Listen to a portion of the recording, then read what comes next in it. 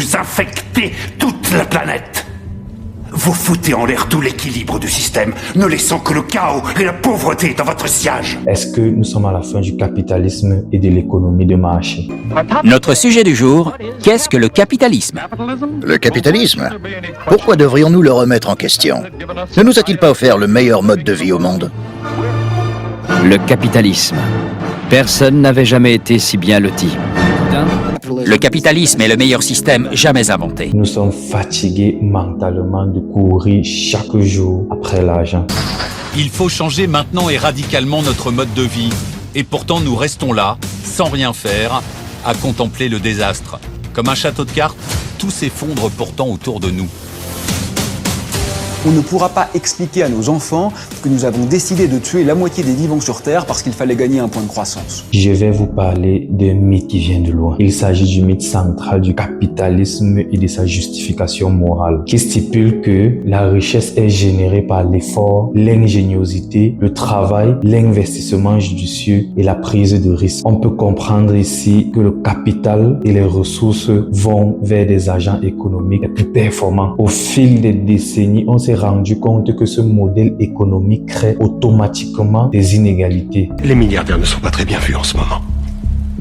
Le pays est étranglé par les inégalités. L'écart entre les ultra-riches, les riches, la classe moyenne ne fait que s'accentuer. Est-ce que les niveaux d'inégalité observés aujourd'hui dans le monde étaient prévisibles dans le passé?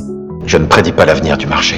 Non, car les premières recherches sur le sujet nous ont prouvé le contraire. Je vais ici vous parler d'un excellent économiste qui, en 1955, publie un article intitulé Economic Growth and Income Inequality. Il s'agit de Simon Kuznets qui soutenait la thèse selon laquelle, dans les premières phases de croissance, les inégalités augmentent car certains secteurs bénéficient plus vite du développement. Mais à mesure que la société s'enrichit, l'éducation, les politiques redistributives réduiraient naturellement les écarts. Kuznets a misé sur le système d'ascenseur social. C'est quoi le système d'ascenseur social? C'est la capacité du développement économique de permettre à chacun de monter dans l'échelle sociale grâce à la croissance. Dans quel contexte Kuznets a développé cette terme? Nous étions en 1955, les États-Unis et l'Europe sortaient de la Seconde Guerre mondiale. Dans un élan de reconstruction, la croissance économique s'est vue accélérer fortement. On parle là des 30 glorieuses. Les peuples se sont fortement enrichis et le bien-être a progressé. Cette thèse a profondément marqué la pensée économique et politique de ces décennies, donnant l'illusion que le progrès réduirait mécaniquement les inégalités. Est-ce que nous sommes aujourd'hui dans des sociétés beaucoup plus égalitaires qu'auparavant? Les inégalités ont-ils baissé avec la croissance économique? Non, les inégalités ont plutôt progressé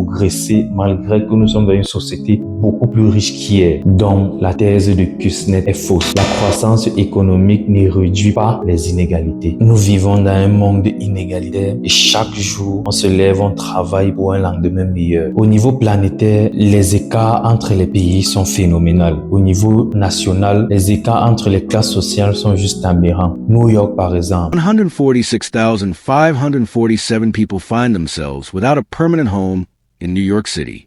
Among them, Lagos au Nigeria. This is the world's largest floating slum village. 40% of the 20 million people in Lagos live in slums like Dans des mêmes villes et des mêmes lieux géographiques, on retrouve l'extrême pauvreté et l'extrême richesse. L'un des travaux de recherche les plus impressionnants effectués sur les inégalités est celui de Thomas Piketty. En 2019, il publie son ouvrage intitulé Capital et idéologie, où il explique que les inégalités ne sont pas naturelles ni inévitables. Elles sont construites et justifiées par des systèmes de croyances qui les rendent acceptables dans la société. Je suis ici pour deviner aujourd'hui ce que jouera la musique dans une semaine, un mois, un an. Voilà. Pour lui, chaque société invente une narration pour justifier ses inégalités. On parle de justice et de bien. Qui a dit que je devais vivre selon ces lois? On peut créer nos propres lois si on en a l'audace.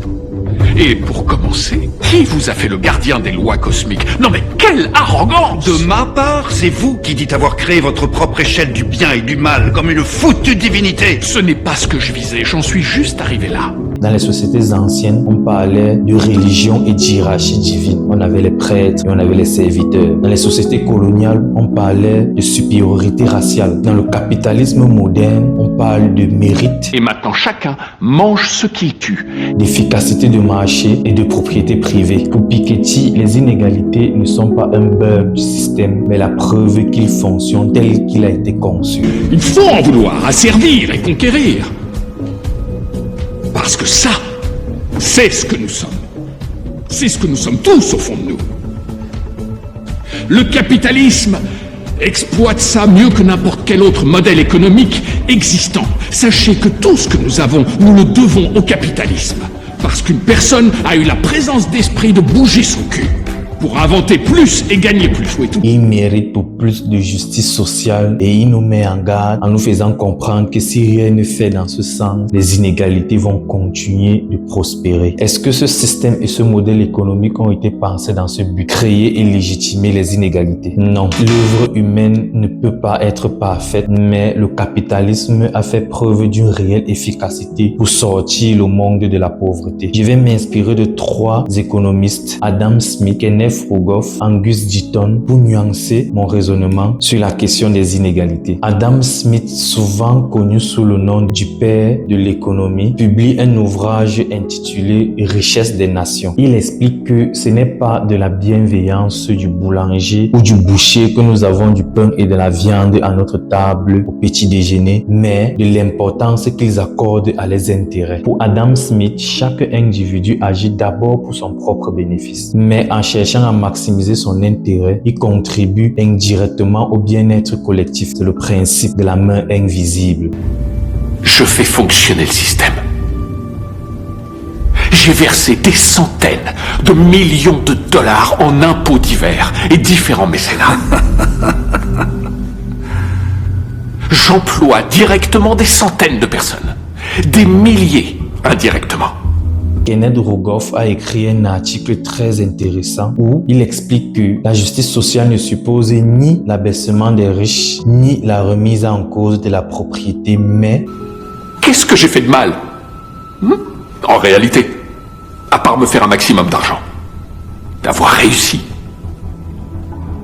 L'égalité des chances et la reconnaissance du mérite. Kenneth Rogoff insiste sur le fait que la justice sociale ne passe pas par l'abaissement des riches ni par la remise en cause de la propriété, mais repose sur 2 piliers. L'égalité des chances, chacun doit pouvoir accéder aux opportunités, et la reconnaissance du mérite. Les efforts et le talent doivent être récompensés. Samuel Eto'o par exemple, malgré qu'il est riche et qu'il possède plusieurs biens, on l'aime et on l'acclame. Mais les hommes politiques, surtout en Afrique subsaharienne, pourquoi sont-ils détestés? Du fait qu'ils n'accordent pas une attention particulière à ces 2 piliers, la reconnaissance du mérite et l'égalité des chances. Adam Smith et Rogoff partagent une vision où l'intérêt et la propriété privée ne sont pas un obstacle à la justice sociale, mais des moteurs. Angus Deaton, dans son livre intitulé La Grande Évasion, nous explique comment le capitalisme a fait preuve d'une réelle efficacité pour sortir le monde de la pauvreté. Il explique que depuis la révolution industrielle, le capitalisme a généré une croissance sans précédent qu'il a nommée la Grande Évasion. Des millions de personnes sont sorties de la pauvreté